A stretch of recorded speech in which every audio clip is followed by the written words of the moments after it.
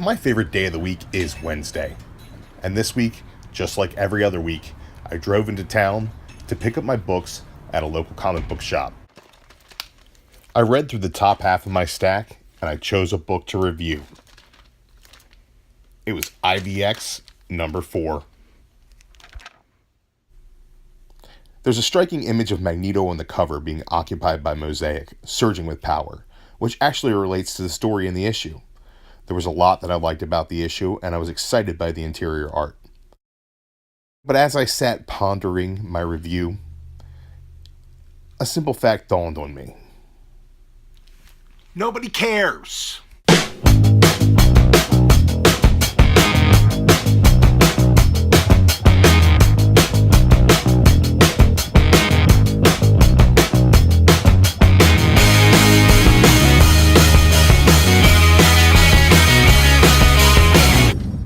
Terrible person, and you should learn to care.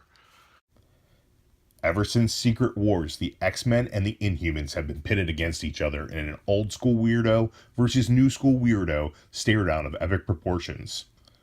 The rumor, since even before Secret Wars, has been that Marvel was writing off the X-Men. That since Marvel Studios didn't have the movie rights to the mutants, they were being killed off and replaced with the Inhumans.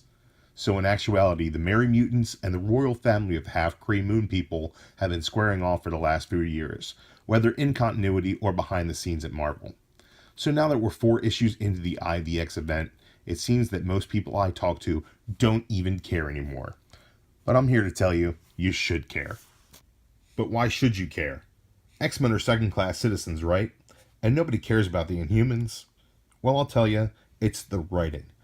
Marvel's roster of marquee writers has been shrinking as of late, but 2 of the writers who have really stepped up to the plate are Jeff Lemire and Charles Soule. The writers of Extraordinary X-Men and Uncanny Inhumans, respectively, have continued to tell compelling stories with these characters, new and old. And their understanding of where these characters should be emotionally and in continuity translate perfectly to this event. They also understand where fans are at with the X-Men lately, and how to give us what we want. Mutants being totally badass and dominating the Inhumans. And they do so while giving new characters a spotlight and a chance to win over fans organically. This really shines through in issue number 4 with Mosaic. Mosaic number 1 came and went, and I haven't even tried to check out his ongoing series. But after reading IVX number 4, I'm more interested in Mosaic than ever.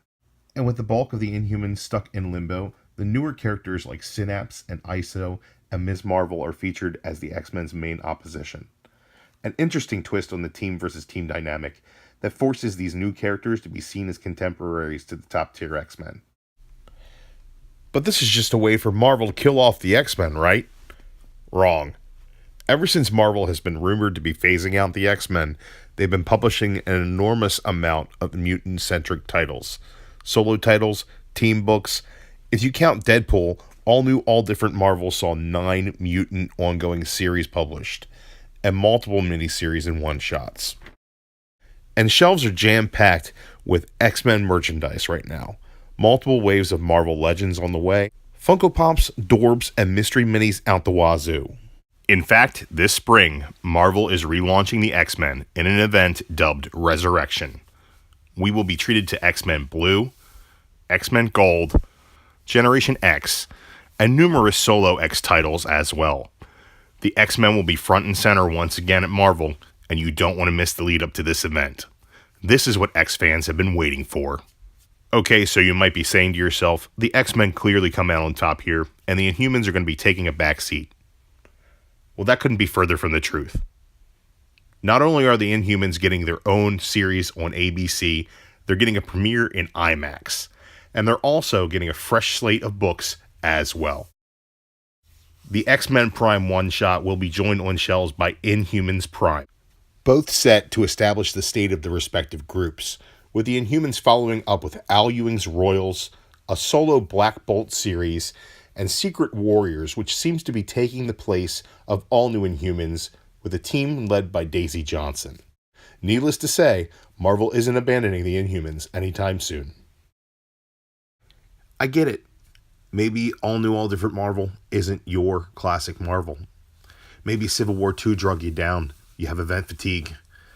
Maybe you didn't like Death of X. Maybe you felt it was poorly timed. I certainly did. IVX has the deck stacked against it for sure. But this story is going to have lasting implications over more than a dozen titles this coming year. And it's the swan song of these characters for two of Marvel's top writers. This is exciting stuff, people. This should be exciting for you. I, for one, am pumped for an X-Men relaunch and excited to be going back to the basics with the Inhumans. I'm pumped for brand new creative teams and a rebirth for some of Marvel's most beloved characters. But don't you want to know what happens first?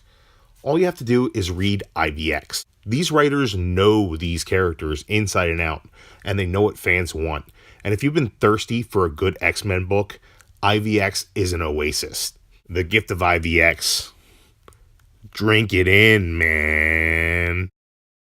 The gift of IVX. Why you should care about Inhumans versus X-Men.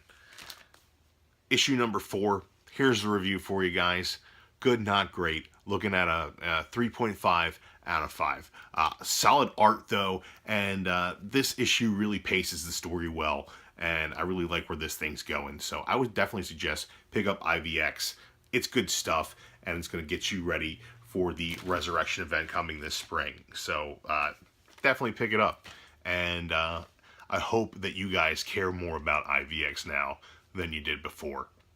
Thanks for checking out this video. If you guys want to see more content like this in the future, go ahead and hit that like button for me. Give me a comment and let me know. Make sure you hit that subscribe button as well. And we'll see you guys next time.